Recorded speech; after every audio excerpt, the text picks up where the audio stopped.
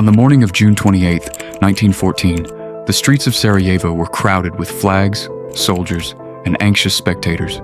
Riding in an open-top car was Archduke Franz Ferdinand, heir to the Austro-Hungarian Empire, one of the most powerful states in Europe. He had come to inspect military forces in Bosnia, a province filled with nationalist anger. Within hours, he would be dead, and the world would begin sliding toward a catastrophe that would kill millions. Europe in 1914 looked stable on the surface, but beneath the polished palaces and grand capitals, tensions were building. Powerful empires had formed rigid alliances.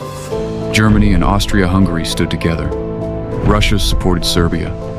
France was tied to Russia, and Britain was committed to maintaining the balance of power.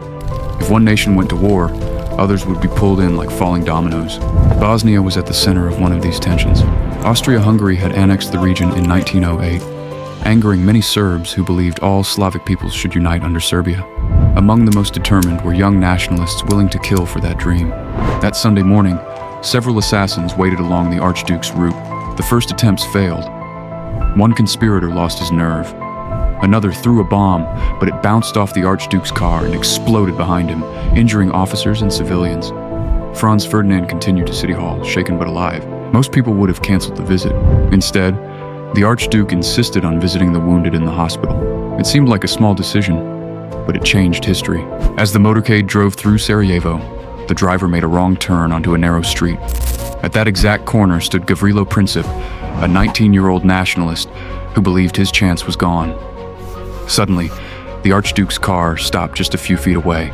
Princip stepped forward, raised his pistol, and fired 2 shots. One bullet struck Franz Ferdinand in the neck. The other hit his wife, Sophie, in the abdomen. As blood spread across their clothes, the Archduke cried for his wife. But within minutes, both were dead. The assassination shocked Europe, but the killing itself did not start the war. What mattered was how governments reacted. Austria-Hungary blamed Serbia and saw an opportunity to crush a dangerous rival.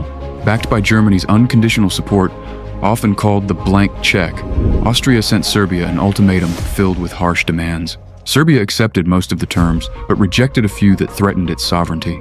On July 28, 1914, exactly 1 month after the assassination, Austria-Hungary declared war. Then the alliance system came alive. Russia mobilized to defend Serbia. Germany declared war on Russia and France.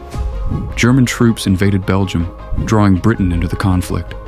What began as a street corner assassination in Sarajevo became a continent-wide war in a matter of days. By Christmas, the war had spread across Europe. Trenches scarred the landscape from the North Sea to Switzerland. Machine guns, artillery, poison gas, and industrial warfare turned the conflict into a slaughter, unlike anything the world had seen. When the fighting finally ended in 1918, more than 16 million people were dead. 4 empires had collapsed: Austro-Hungarian, German, Ottoman, and Russian. Entire societies were transformed, and the conditions were set for an even more destructive war. Gavrilo Princip was a frail teenager with a pistol. Franz Ferdinand was an heir to a fading empire. Neither could have imagined that a few seconds on a Sarajevo street would trigger events that reshaped the 20th century. World War I did not begin because one man pulled a trigger. It began because Europe had become a tightly wound system of alliances, rivalries, and ambitions. But on June 28, 1914, in one of history's most extraordinary coincidences, all of that pressure found its spark.